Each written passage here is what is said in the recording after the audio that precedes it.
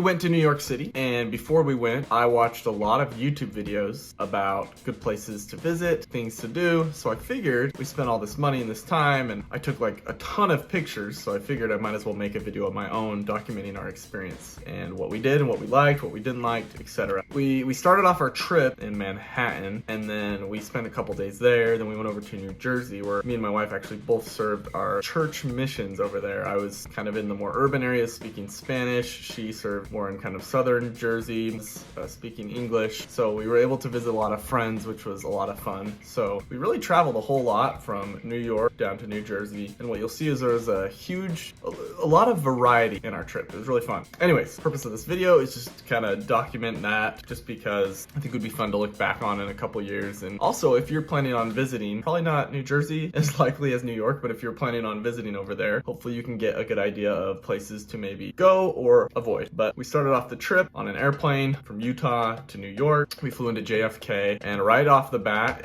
we ran into some trouble.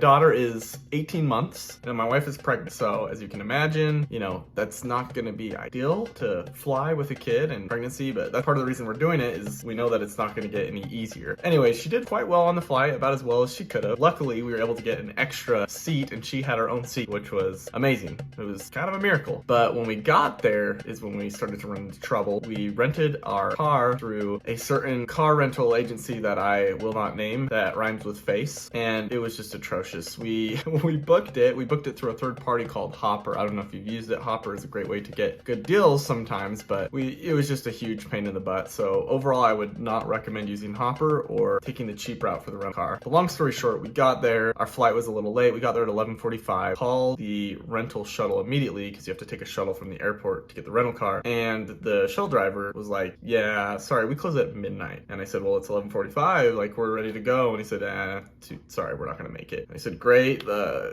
do we go from here?" And he said, "Well, you can pick up your car tomorrow." Only problem is our hotel was 45 minutes away from the airport. And, we weren't about to call an Uber for a couple $100 down to Manhattan and then all the way back to JFK and get a rental car. So we said, we called them and said, "Hey, we want to cancel." And great, we canceled our rental car. So we thought. We go to Manhattan, and Manhattan was awesome. I mean, our hotel was on like the 31st floor. I got some good pictures and videos. Here's a little apartment tour.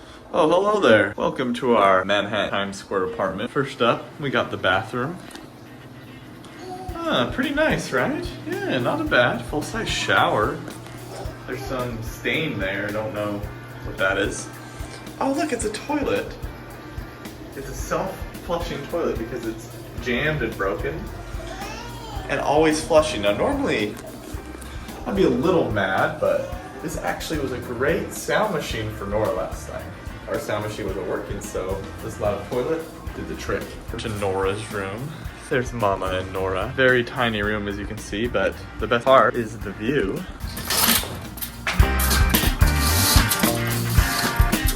Look at that. I don't even know what towers are over there. We are on the 31st floor though. It's pretty amazing. I think, yep, that's the Empire State Building right there. Pretty cool. So we had our trip all mapped out, and on the very first day, we wanted to go to Times Square. We purposely booked a hotel that was close to Times Square. As you can see from the video, it wasn't the best hotel in the world, but the location was pristine. And that whole leaky toilet was perfect because it was a sound machine for our daughter. Our sound machine wasn't working, so that white noise was able to allow her to sleep. Absolute miracle. So we went through Times Square probably 5 times, got a lot of good pictures. I bought some sunglasses from a vendor. It's pretty great. It's crowded. It smells gross, but overall it's really cool. It's pretty funny. You're in there and it's just like, okay, these are a bunch of billboards, but for some reason all these billboards everywhere and all the iconic places surrounding were quite fun. We had a good time. We went up to the Met, which was probably one of the highlights of the trip. If you're going to New York City, highly recommend going to the Met. I think we spent around $80 on tickets. It was quite expensive, but I personally I'm not a huge museum guy, but we had a lot of fun going to the Met. And I mean, there's all sorts of stuff from, Egyptian history to medieval history. There's a ton of Roman history, Arabic history, American history. I mean, you go all over and there is all sorts of stuff. There was a famous dress fashion designer not necessarily my scene, but we reserved tickets to it. We probably waited like 2 hours, and by waiting, I mean we signed in on our phone and went and did other stuff. Went to Central Park, you know, got food from a food vendor, came back, went to that, took a ton of pictures of dresses. That was pretty cool. I'm sure whoever is a fan of him and maybe watching this video is thinking I'm really dumb because I can't even remember his name, and I know he was really famous enough to have his own private exhibit in the Met. So anyways, we go do that. That was a lot of fun. Got a lot of great pictures from that. We went over to Central Park after to let our daughter run around because she was going crazy. You know, traveling with kids, I know I'm preaching to the choir to a lot of you, but traveling with kids is a lot harder than just traveling alone. So we learned a lot and we were able to figure out a lot. After that, we went to Hershey's World. Overall, pretty good. They have a lot of great stuff there, just huge candy bars. We got a milkshake. It was good. Nora, my daughter, loved it. She ran around, grabbed stuff off the shelves. If you have kids, especially older kids, Hershey's World is definitely a good place to visit. That night, we went out to eat at Joe Allen. So if you're in Manhattan, Joe Allen, it's a pretty good place. My wife and I both were feeling hamburger. The hamburger was great. Service was great. They were patient with a kid that was trying to grab water glasses and tip him over. Overall, really good food, good service. I would recommend going to Joe Allen. Great spot. We also ate a lot of pizza and bagels along the way. Overall, you know, when you're in New York City, there's a lot of great places to eat. It's hard to go wrong, but I feel like you have to get a New York bagel and a New York pizza because no matter how much money you're looking to spend, pizza always tastes good. It just does.